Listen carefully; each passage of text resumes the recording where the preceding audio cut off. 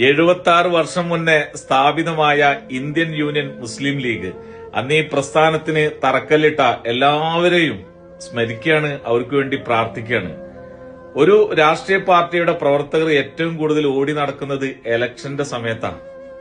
എനിക്ക് തോന്നുന്നത് മുസ്ലിം ലീഗിന്റെ പ്രവർത്തകർ രാപ്പകലില്ലാതെ എല്ലാം മറന്ന് പ്രവർത്തിക്കുന്നത് എപ്പോഴാണെന്നറിയോ? മനുഷ്യന് പ്രയാസം വരുമ്പോഴാണ്. എല്ലാ ദുരന്ത മുഖങ്ങളിലും നമ്മളത് കണ്ടു അല്ലെ. എല്ലാ രാഷ്ട്രീയ പാർട്ടികളും എല്ലാ പ്രസ്ഥാനങ്ങളും എല്ലാം ചെയ്യുന്നുണ്ടെങ്കിലും ഇതൊരു പടി മുന്നിലാണ്. കാരണം അവരെ വളർത്തിക്കൊണ്ടുവന്നത് അതിന്റെ നേതൃത്വങ്ങളൊക്കെ അങ്ങനെയായിരുന്നു, ഇന്നും അങ്ങനെയാണ്.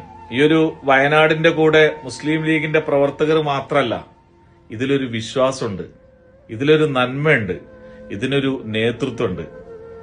അഭിമാനാണ്. എവിടെയാണോ പ്രയാസപ്പെടുന്നത് അവരുടെ കൂടെ ലീഗുണ്ട്.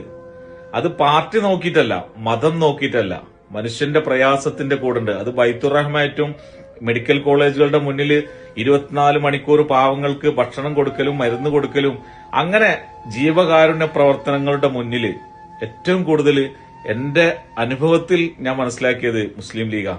ഒരുപാട് നന്ദിയുണ്ട്. ഇതിലെല്ലാ നാനാ വിഭാഗങ്ങളും ഇതിൽ സഹകരിച്ചിട്ടുണ്ട്. എല്ലാവരും ഇതിന്റെ കൂടെ കൂടിയിട്ടുണ്ട്.